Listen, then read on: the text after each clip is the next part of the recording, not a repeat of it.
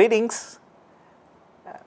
So today we are about to introduce the random phase approximation, and what we are discussing is the classical model. We had the oscillations of the electron gas set by some spurious thermal motion. It's not that we are taking explicit account of thermal motion at this point, but we had this electron gas in oscillations, and that is a classical model. Our interest of course is in the quantum treatment. So, we will be introducing the quantum treatment as well in today's class, but before that let me introduce the RPA in the classical model. So, I will begin by recapitulating the result that we had in toward the end of the last class. So, we had the Fourier expansion of the charge density, and we had the explicit expression for the Fourier components,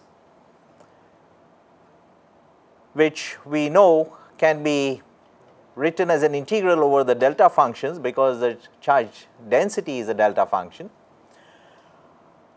So, this is the expression for the Fourier components inclusive of the impact of the delta function, and we know that the expression for k equal to 0 gives you the total number of particles, because you will just add 1 n number of times. So, the components, the Fourier components k, which do not correspond to the null vector in the momentum space, they will correspond to density fluctuations over the average. Now, for these Fourier components, we proceeded to set up the equation of motion. Okay, this is the classical equation of motion that we set up for the kth Fourier component, which is given by its second derivative with respect to time. And we have a number of terms over here. We rewrote this term by identifying what is affected by the summation over I. So, this is collected in this beautiful bracket in this term. So, this function, what you find is just the same as the Fourier component rho k, except that the value of k this time is referred to k prime. So, it is k prime minus k. Okay. So, this is nothing but the Fourier component corresponding to the index k minus k prime, and combining this result we write the second time derivative of rho k to be given by this expression, in which we have now used this rho k minus k prime over here. So, you have got one term which is linear in rho k, and this term is quadratic in the Fourier component, one with the index k prime and this is with the index k minus k prime. Now, the point I had made toward the end of the last class is that if you had only this term and none of the others, then you would have the second time derivative equal to minus a certain coefficient times rho k, and that would be an expression very similar to what we have for a classical harmonic oscillator, but we have these additional terms. So, let us inquire if we can interpret these terms in some clever manner such that we can reduce this equation, because when you have got a complicated differential equation which you cannot solve right away, then the best thing to do is to try and make some approximation to it, or find out what terms really matter if there are ignorable terms. Okay? So, that is how theoretical models are always developed, and what you find is that you have got quadratic terms in density fluctuations in the last term. Now, these quadratic terms in the density fluctuations, let us write these Fourier components explicitly, and you have got these cosine and sine functions. These are basically sinusoidal functions, cosine and sine functions. So, this is a superposition of all these cosine and sine functions. So, e to the I theta or e to the minus I theta, it does not matter, it is cos theta plus or minus I theta plus or minus I sine theta, right. So, now you have got these complex numbers which you are adding, and these complex numbers you can also represent another way of looking at it, these different phases expressed by the angle theta can also be thought of in terms of an equivalent plane vector diagram, because complex numbers can be plotted on a two-dimensional surface and you have complete one-to-one mapping between complex numbers and vectors in a plane, right.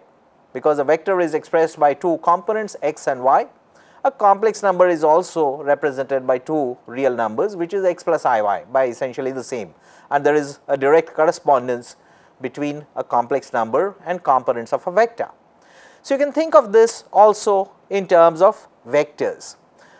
But what are these vectors? You have got sum over all the k prime, and these are vectors in the momentum space. So, in the Fermi surface, in the momentum space, for every vector in one direction, there will be a vector in the opposite direction, and there are a large number of these vectors in all random directions. Okay. So, what you are really doing is adding these phase factors of modulus unity. When you multiply any sinusoidal function by another sinusoidal function like a sine theta and a cosine phi, both have got values less than or equal to 1. The maximum value of the sinusoidal or cosine function is 1. So, their product is small, right. So, by and large these terms, when you are multiplying these two terms rho k with rho k minus k prime, you will have these product terms which become ignorable, they become small, okay.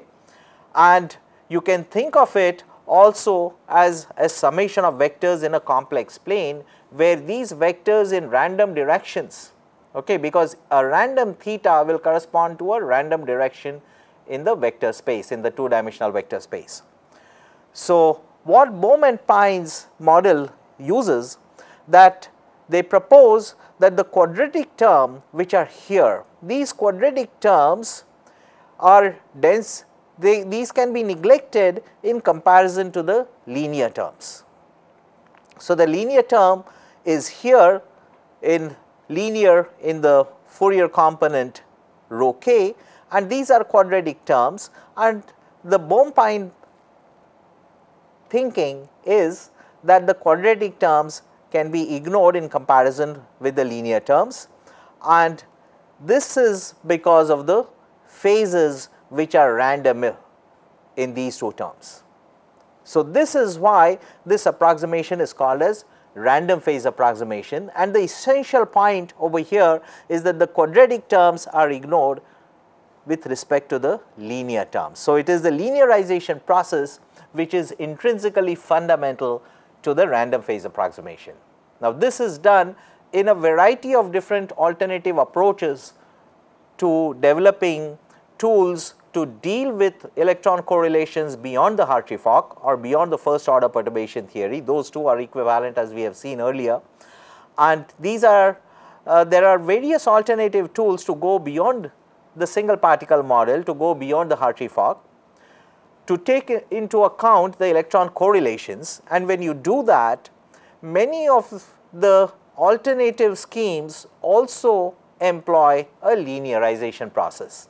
So, they all give relations which are mathematically completely equivalent to each other, and they are all called as the random phase approximation. But the origin of the term RPA comes from this model, and other than that it is only of historical importance. So, in the RPA you ignore these quadratic terms. So, you strike it out.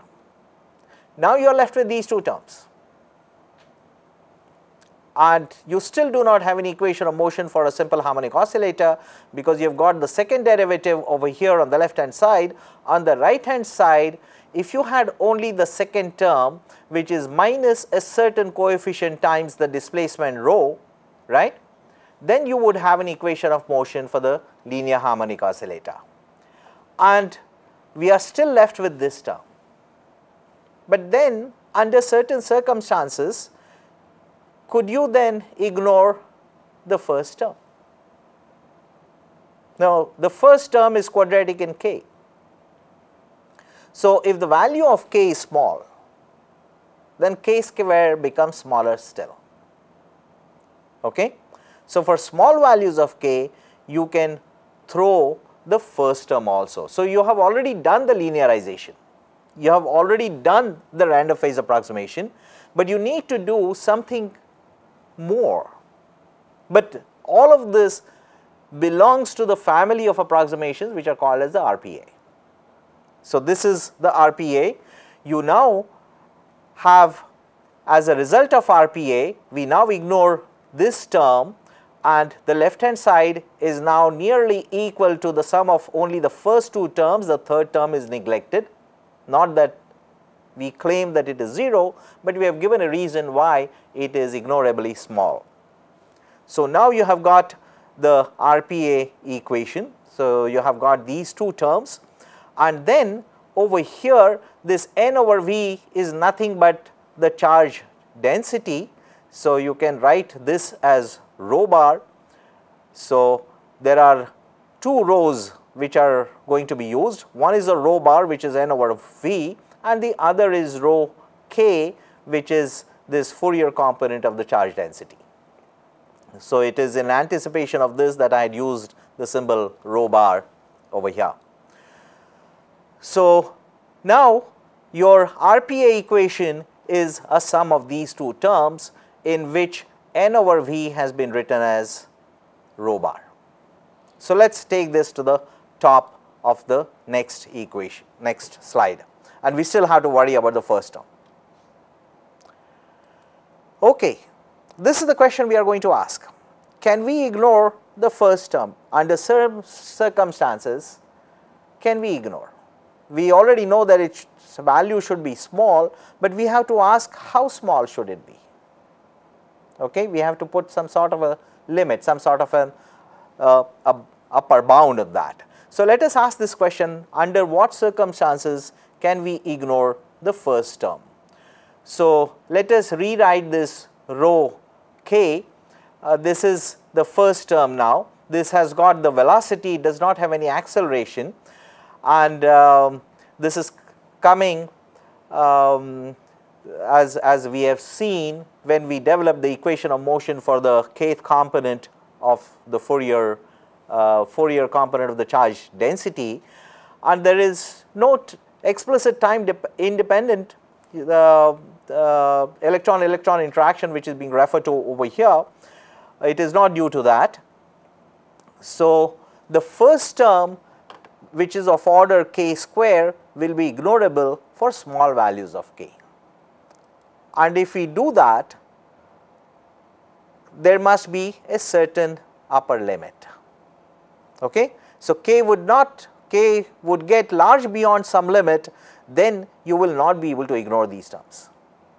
So, there has to be some upper bound, and this is a certain cutoff on the wavelength, because k is just the inverse wavelength, right? K is just the inverse wavelength. So, it gives you a certain cutoff on the wavelength, and that cutoff is that this k must have an upper limit. In other words, it must be less than or equal to a certain bound which I have indicated by kc.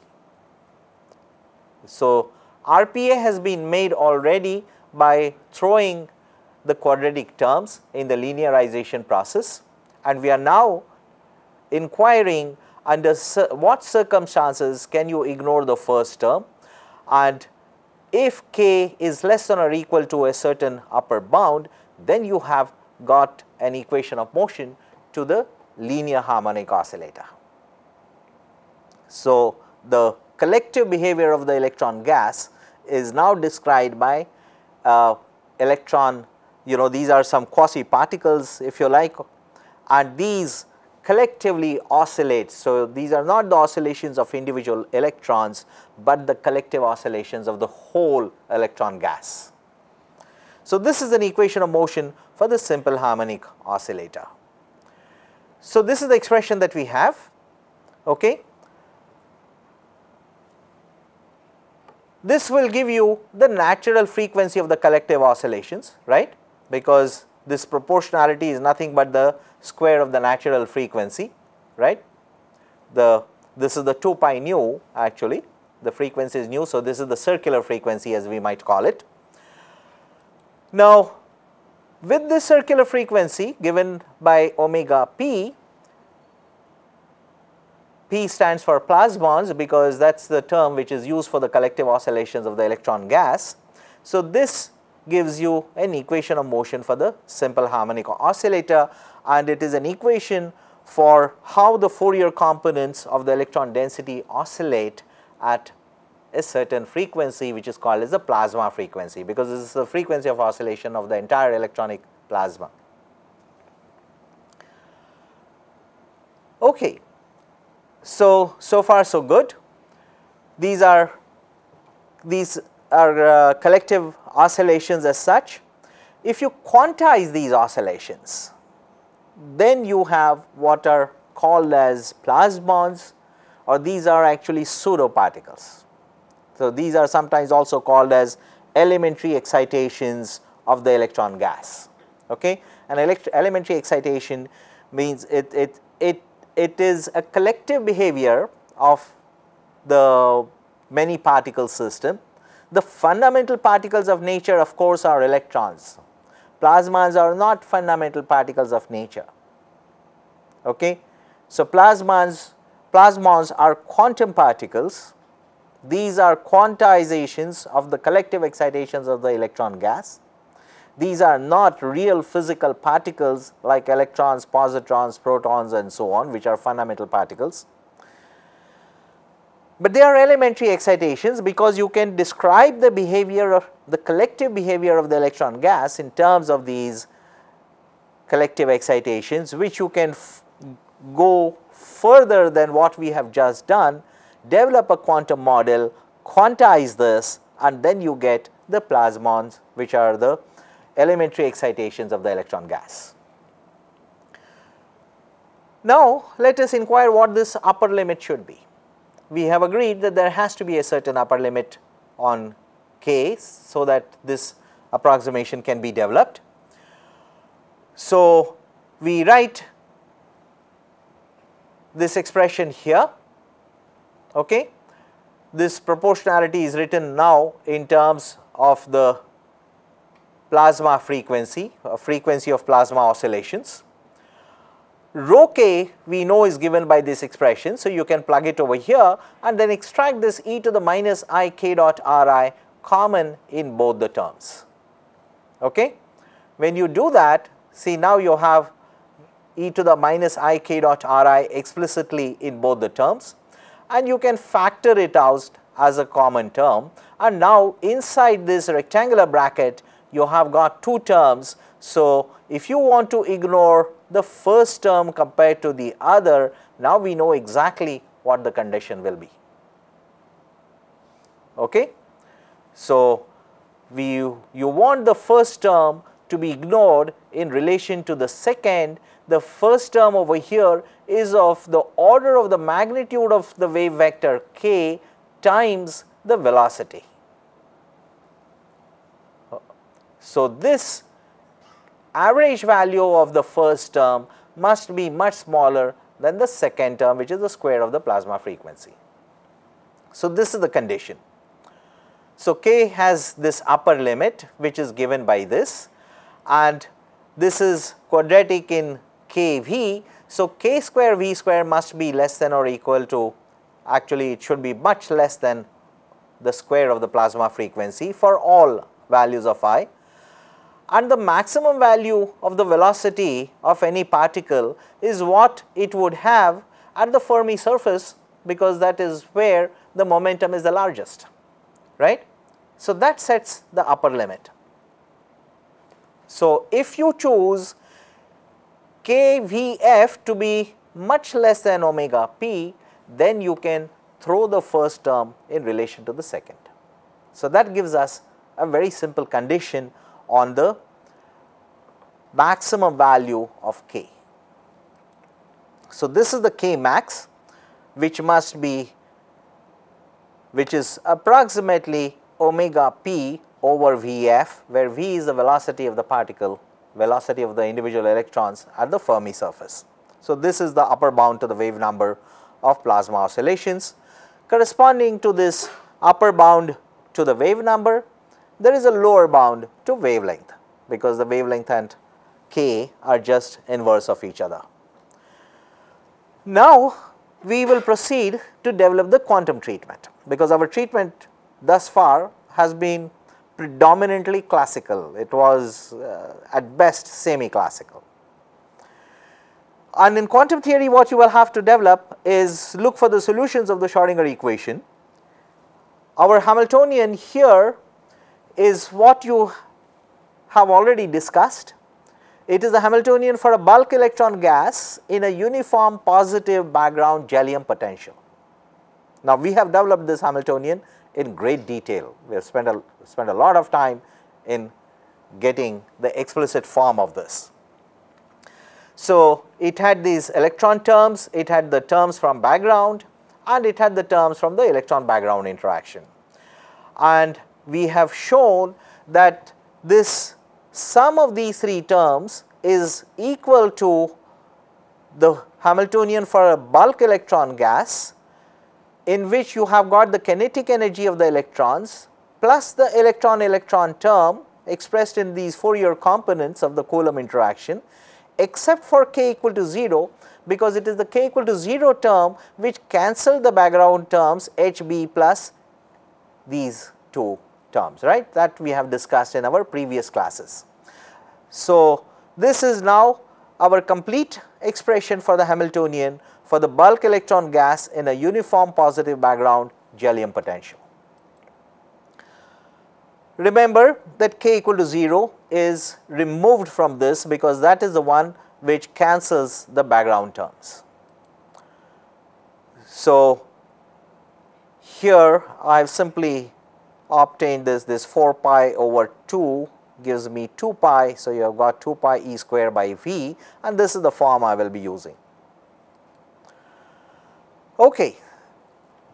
Now, this is the problem we have to solve with this Hamiltonian, and the treatment is based on good number of papers which Bohm-Pines wrote in the early 1950s.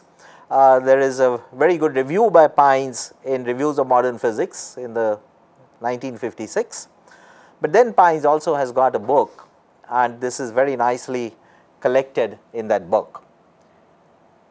So, you will also find a good discussion in reports on progress in physics, an article written by Rames, other than the books by Rames which I have been referring to. What does this method involve? The quantum method. In the quantum method, you are looking at a quantum equation with this Hamiltonian. This is the Hamiltonian for the electron gas in the Gellium potential, background potential. You expect it to correspond to the classical model that we just discussed. There will be some correspondence, right, because the classical model is some approximation to the quantum theory. And we saw that in the classical model, we ended up with an equation of motion for the simple harmonic oscillator for the collective excitations of the electron gas.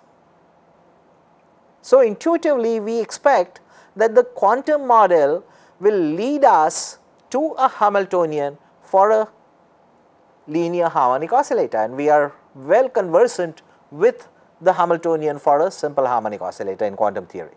It is one of the first problems one does in the first course in quantum mechanics. Now, this certainly does not look anywhere like a Hamiltonian for a linear harmonic oscillator, right? But then can we carry out certain transformations on the Hamiltonian and then make the transform problem look like a simple harmonic oscillator which will correspond to the collective excitations of the electron gas, which are described by the plasma, by the plasmons. Okay, the quantum of those collective excitations will be the plasmons.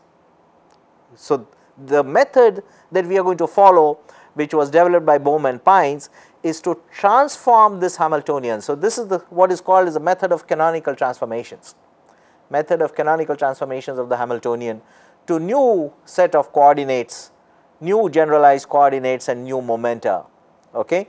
And can we effect certain canonical transformations of the Hamiltonian which will be so effective that it will finally give us a new Hamiltonian which will have the terms corresponding to the Hamiltonian for a linear harmonic oscillator, whose solutions, whose eigenstates will describe the collective oscillations of the electron gas, and because it will come as a solution to the quantum simple harmonic oscillator, the quanta of those oscillations will be the plasmons. So, this is what we are looking for. So, the method rests on the transformation of this Hamiltonian, and some of you will be reminded of the method of transforming the Hamiltonian that we discussed in a completely different context, which was in relativistic quantum mechanics when we did the Dirac equation. We did the Foldy-Woodizon transformations, and what the transformed Hamiltonian, we carried out a series of Foldy-Woodizon transformations, and we found that when you do carry out the Foldy-Woodizon transformations once, twice and thrice, then you are led to a form from which you can recognize the terms that you are really looking for, like the spin-orbit interaction. Okay? This is sitting in the Dirac equation, but it manifests itself when you carry out these transformations. So, to that extent, the method that we are now discussing has got a little bit of parallel, although it is different in details, but so the similarity is always limited. The scope of the similarity should never be taken beyond certain limits. But then what these canonical transformations will enable us to do is to carry out the transformations of the Hamiltonian to a new form from which certain terms will become manifest, just the way the spin-orbit interaction became manifest after you carried out the Foldy-Woodizon transformations. So, we have to exercise those series of transformations, and finally, we are expecting to find a form of a Hamiltonian which looks like the Hamiltonian for the simple harmonic oscillator. This is the Hamiltonian for the simple harmonic oscillator, right? Q and P are the, this is the position operator, this is the momentum operator, and this is the Hamiltonian for a simple harmonic oscillator. Now, this certainly does not look anything like this, but we are expecting to be able to carry out certain transformations and then find these terms for the simple harmonic oscillator in the transformed Hamiltonian. Now, that will pop out as we carry out these transformations. Now, the frequency over here is nothing but the square of the frequency is given by this spring constant divided by the inertia. So, we can write this Hamiltonian in which you remove the mass, so that in the right hand side, in the explicit form of the Hamiltonian, you do not have the term in mass. So, it becomes independent of mass. So, this is the form of the Hamiltonian for the simple harmonic oscillator. In this, the position and momentum operators are Hermitian. So, what we are going to look for is, think of a certain Hamiltonian which has got a similar form. Now, HK is a Hermitian operator which has got the same kind of form as this. It is made up of new momentum operators P and new coordinate operators Q. Okay? So, this is the canonical transformation from small q small p to capital Q capital P. Okay? So, there are new coordinate and momentum operators such that you have an expression for a harmonic oscillator. This is the kind of thing that you are looking for, and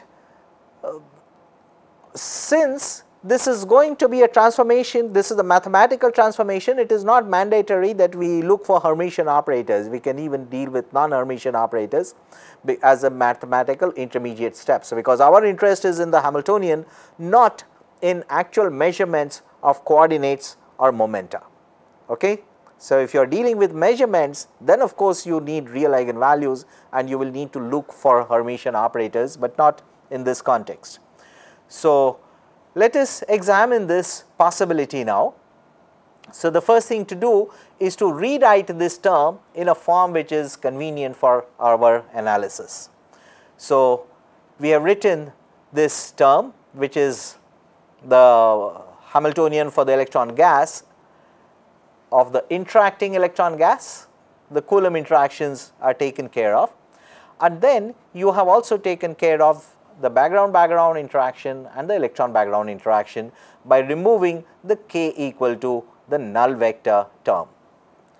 So, this is the same expression rewritten, but I have factored out these two exponential terms, of which you recognize this term immediately because this is very similar to the Fourier component for k, except that over here you have got a minus sign, but we have got a plus sign over here. Right? So, essentially you have got the complex conjugate of the Fourier term. Okay? So far so good. What about here? Is it also similar? To a large extent, yes, but not exactly, because you have removed the j equal to I term. If j equal to I were included, it would be the Fourier component of the charge density, right? But you have excluded j equal to I. So, what do? If you want to find a term corresponding to the charge density over here, then put in the value for j equal to I, which will make it look like the Fourier component of the charge density, but having put it, subtract it as well. So, it is like adding and subtracting a term. Okay? So, we have to take care of the fact that this summation excludes j equal to I. So, we first include the term j equal to I and then subtract its effect. So, it is a very simple technique that we always use in carrying out analysis.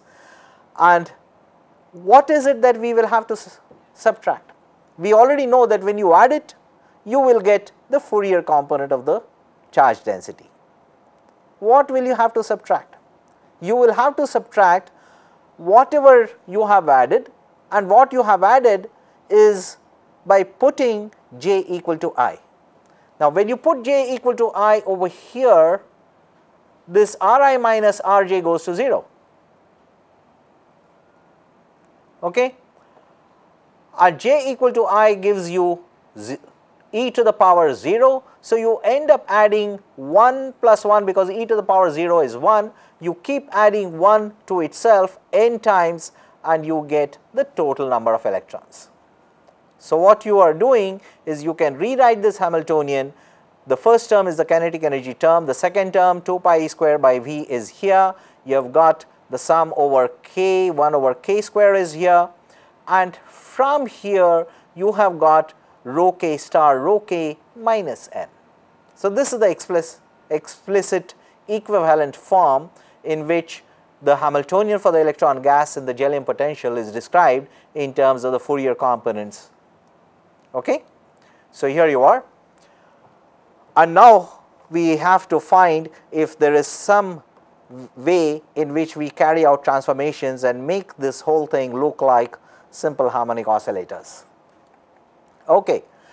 What we do is begin with an auxiliary Hamiltonian. Okay, it is a mathematical device. So, introduce an auxiliary Hamiltonian which is composed of this term, in which mk is defined as root of 4 pi e square by vk square. Q and p are not Hermitian, they do not have to be. Instead, we choose the p dagger for the component k to be equal to p not of k but of minus k, and the q dagger of k not equal to q of k but q of minus k. Okay, so these are not Hermitian. So this is your rho k. What about rho k adjoint? What happens to this adjoint? This adjoint is nothing but the complex conjugate of the Fourier component of the charge density, which becomes this summation, but now you have got e to the plus I k dot Ri, and this will now be equal to rho of minus k. Okay. So, q and p are not Hermitian. H1 however is Hermitian. Okay. You can see that quite easily by carrying out by finding out what is the adjoint of the operator H1. So, this is the adjoint of the operator H1. You take the adjoint of all the terms. So, you take the adjoint of the first term, which is p dagger p, and then you take the adjoint of this m p dagger rho. So, you take the adjoint of this, and what is it? You get p dagger pk over here, right? Over here you get mk, pk and rho k star. Now, this is rho k, this is rho k star.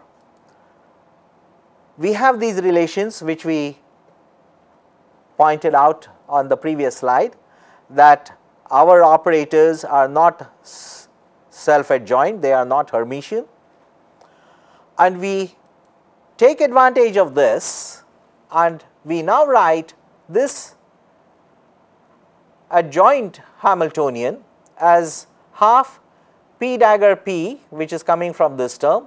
Here you have minus mk, that is fine. Pk becomes p minus k dagger, and rho k star becomes rho of minus k. Now, that still does not look like H1, does it? But actually it is, because you are summing over these momentum vectors. Okay? And there are as many vectors in one direction as there are in the other. In other words, when you add up all the terms, it does not matter whether you are adding over plus k or you are adding over minus k. So, that summation is completely the same, it gives you essentially the same result. So, this is because of the symmetry in the momentum space. So, this summation over the minus k index is completely equivalent to the summation over the plus k index, and now you have a form which is this, which is nothing but the same as the H1 that you started out with. So, you see that H1 is self-adjoint even if Q and P are not. Okay. So, so far so good. We have to remind ourselves that we are expecting an upper limit on k. We showed how it comes in classical mechanics. We knew that it has this value. So, the total degrees of freedom will be limited because of this upper limit on k. So, the wave function must be a function only of the electron coordinates, and now you have introduced these new coordinates which are the capital Qk. The wave function cannot begin to depend on these new additional coordinates, right, because you cannot introduce any additional degrees of freedom. Just because you are carrying out a transformation does not mean that you are adding to the number of degrees of freedom. So, one has to remember that. So, we have to remember this, and this will give us certain auxiliary and subsidiary conditions. It means that the wave function is not a function of qk if k is less than kc, okay? Because for k less than kc, the wave function is a function only of the original electron coordinates, and you are not adding any additional degrees of freedom.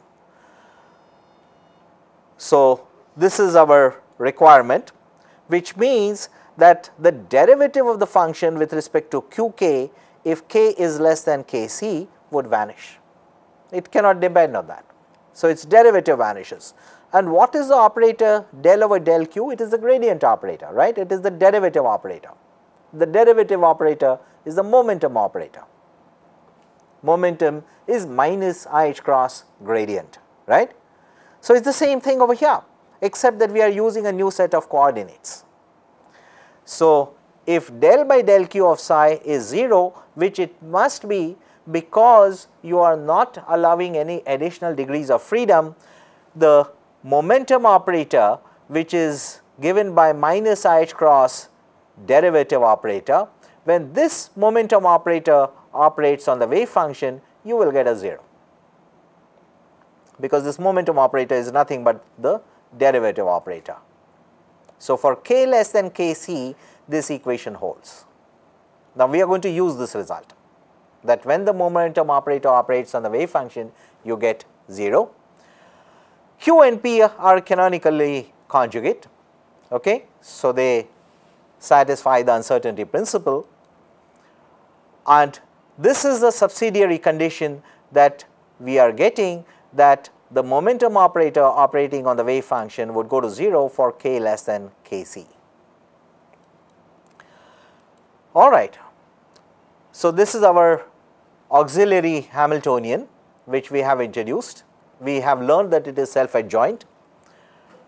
We have learned that the momentum operator operating on psi goes to 0, and if the momentum operator goes applying when it is applied to a wave function goes to 0, then h1 operating on psi will also go to 0, because h1 is made up of this momentum operator to the right. So, it will kill the wave function, right? It will give you a 0. So, now we have got these two results, h0 psi equal to E psi, which is the original Schrodinger equation, h1 psi equal to 0. So, you can add this relation to this equation. What does it give you? That h0 plus h1 psi equal to E psi. So, in as much as h0 psi equal to E psi was the Schrodinger equation you were working with, you are reasonably safe, okay, with reference to whatever approximations we have made so far, to deal with another Hamiltonian, which is not the original h0, but h0 plus h1, because it gives you essentially the same quantum mechanics. It gives you exactly the same Schrodinger equation, that h0 plus h1 psi is equal to E psi.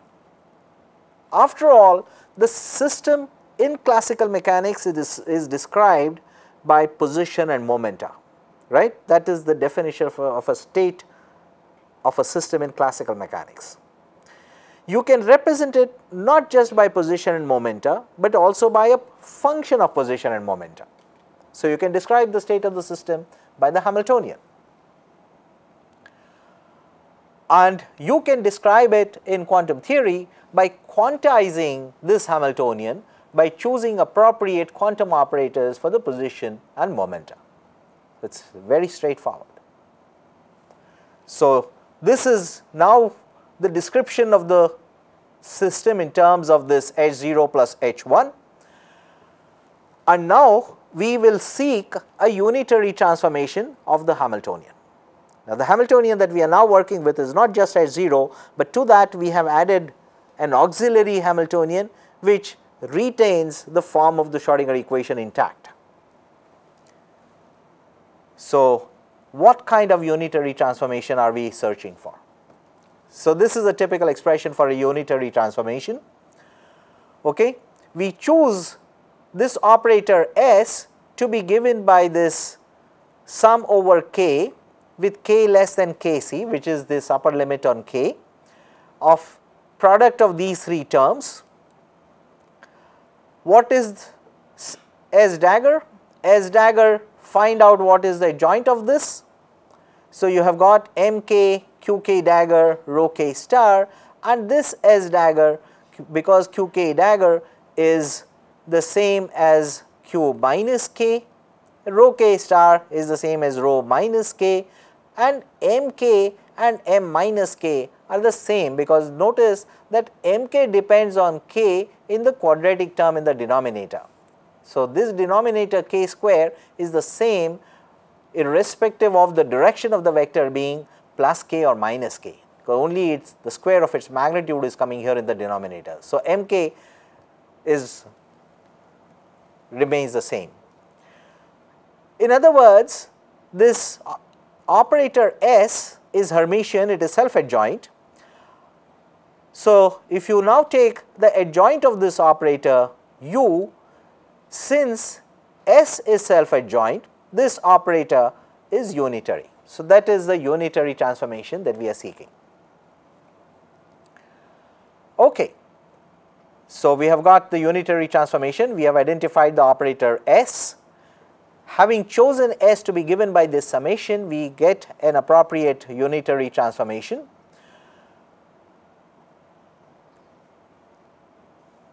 So, these results we bring from our previous slide, and we will now subject various operators and the wave functions to a unitary transformation, which is described by this operator u. So, the new operators will be given by u inverse omega u or u dagger omega u, which is the same thing, u inverse and u dagger are equal, and the new wave function will be given by u inverse operating on psi, which is e to the minus I over h cross s operating on psi. Okay, this is the u inverse.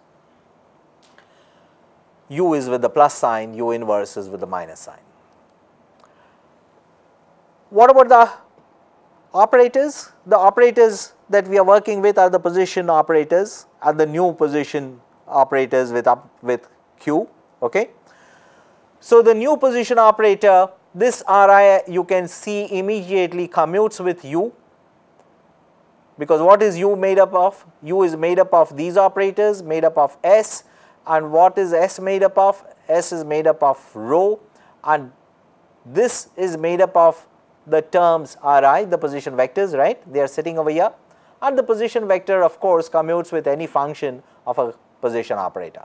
So, this operator Ri commutes with this. So, u inverse u Ri will give you Ri itself. So, the new coordinate remains invariant.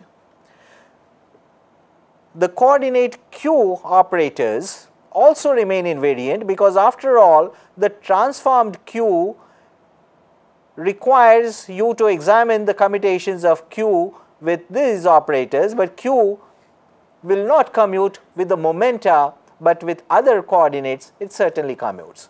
So, this q is also invariant and it remains the same under the unitary transformation. The charge density components will of course remain invariant, because the position operator is invariant. Position operator is made up of these Ri's. So, this is invariant. So, these three operators remain invariant. What about the momenta? The lower case momenta, which are the momenta corresponding to the electrons that we began with, and these are the operators that we introduced in the auxiliary term. So, these, as we will see, actually do undergo a transformation, they do not remain invariant under the canonical transformation.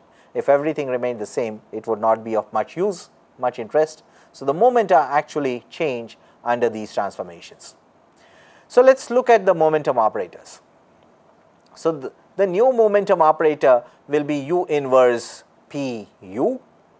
We ask what is Pu? Because if Pu were equal to Up, then of course it would be invariant, but it does not commute. So we must ask what is the commutator of P with U.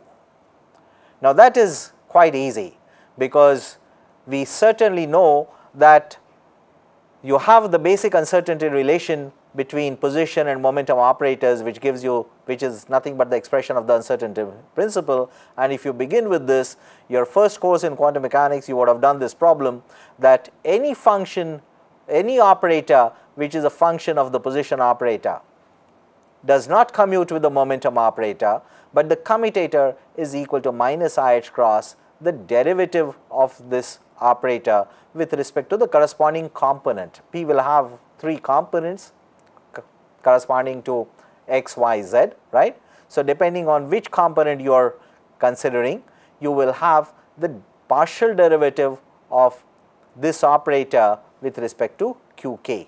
So this result is known from first course in quantum mechanics, and now instead of the lowercase p and the lowercase q, we have the uppercase p and the uppercase q operators. So we have exactly the same result, and this tells us how to get this, because the commutator of P and U will now be minus IH cross del U by del QK. Okay. What does it mean? That PKU will be this right hand side plus UPK, right. So now you can write the transformed momentum operator as U inverse, this U inverse, and PKU, which is given by these two terms, which is minus I cross del U by del QK plus UPK, and the second term would give you just PK, because U inverse with this U will give you PK, which is what I write first, and then I write the result of this, which is minus IH cross coming from here, you have U inverse coming over here, and del U by del QK. So this is the new momentum operator. It is not the same as PK. It is not invariant, but you must subtract from this another operator, which is minus IH cross U inverse del U by del QK, right. So the new momentum operator, you can write it in terms of del U by del QK, or also in terms of this commutator PKU. But you had a minus IH cross here, you have got a minus IH cross which will go in the denominator over here. So you write it independent of the IH cross factor. So this is our result. The new momentum operator is not invariant. Okay. You can write it in these equivalent alternate forms. This is the unitary transformation we have made use of. Now let us ask what this del U by del QK is. So del U by del QK we find explicitly, which is del by del QK of this unitary transformation, which is e to the I over h cross s, which is this. So now we have to find e to the power I over h cross s, and then we must find the derivative of s with respect to qk. But we know s explicitly in terms of qk, so the partial derivative of s with respect to qk, you will get the corresponding term over here. So this is the del s by del qk, right, and this is nothing but u, this is nothing but the unitary transformation itself, and you can determine this derivative. What is this derivative with respect to k? It is mk rho k, right. Derivative of this summation with respect to k will give you mk rho k. So this is del u by del qk, which is u I over h cross times del s by del qk is now this mk rho k, and now the new momentum operator is pk plus u inverse, which is coming from here, minus h cross is coming from here, and then you have the del u by del qk, which is this term over here, and if you now take care of the 1 over h cross cancels this, you have got a minus I square, which is plus 1. So, you get p plus u inverse u, which is a unit operator. So, this is the new result for the momentum operator. Okay. Now, let us consider the transformation of the lowercase momentum operators. We will do it component by component. Okay. We will find how the x component transforms, and then we know that similarly the y and z will also transform, and we will have the expression for the how the momentum operator transforms. Again, we make use of the same result, which means that pku will be given by minus I h cross del u by del qk. It is exactly the same thing that we are doing now, and this is the term that we need here, pu, okay, it is coming over here. So, you now write this transformed momentum operator, but now you have got this minus I h cross del u by del q, and then this term goes to the right with a plus sign. So, it is up minus I h cross del u by del q.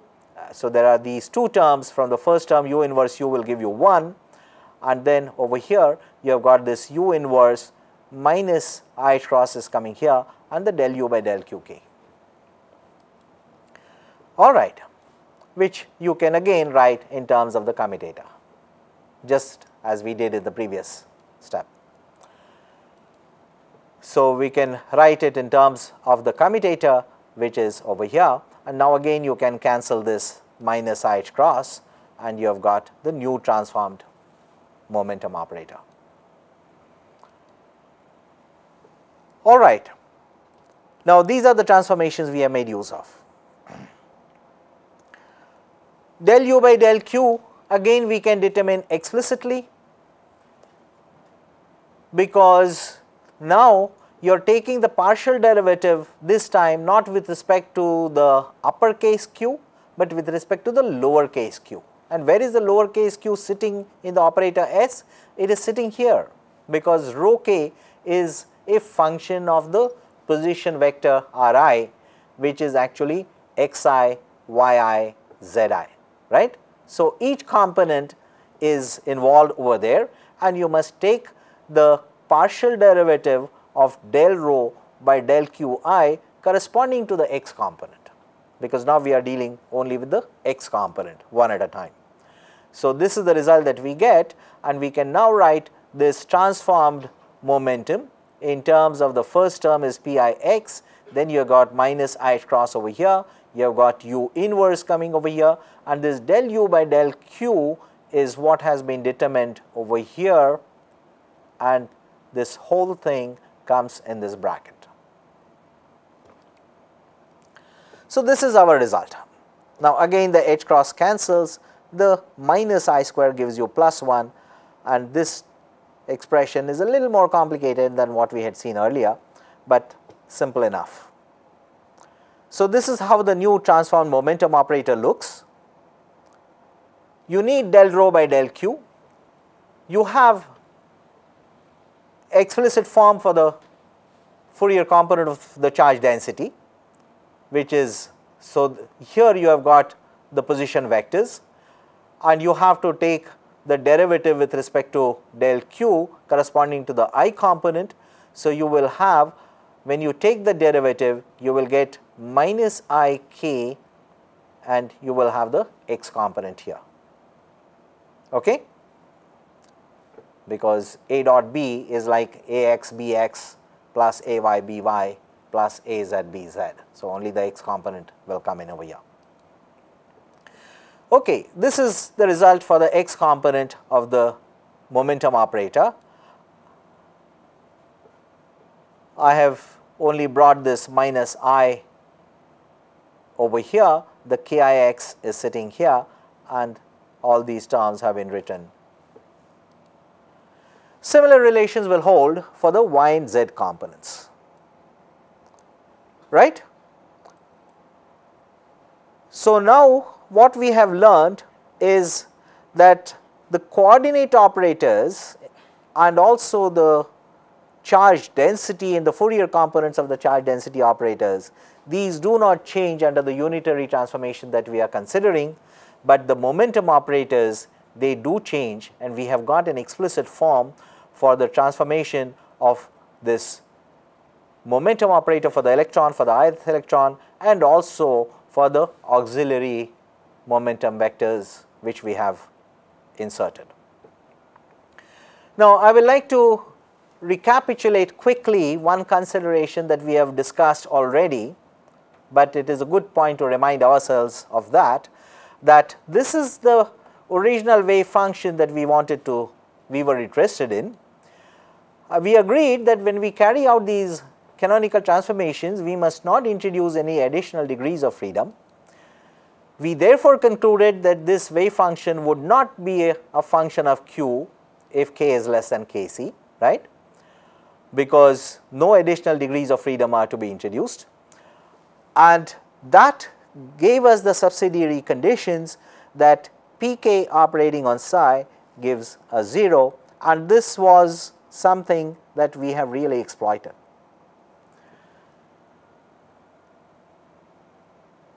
Which means that the derivative of the wave function with respect to the auxiliary coordinates q vanish.